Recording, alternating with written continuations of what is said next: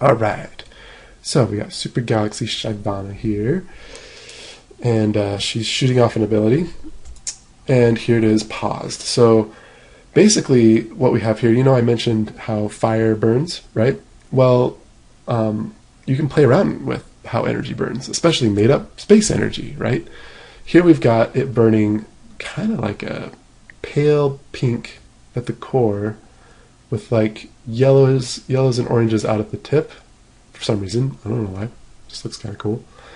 And then it burns off to a very saturated pink, but then also to a nice blues and purples, and it's accented by these interesting greens. Now the hierarchy is really nice here, right? Because the most saturated parts are in the glowiness and in the sorts of fringes. You'll notice the glow out here around, even though it's darker, the value is darker, the saturation is much higher than it is in the core, right?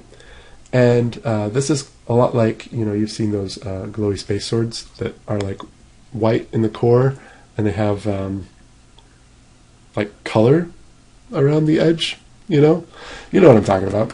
So the glowiness, the color around the edge is where the energy is like, you know, cooling off, right?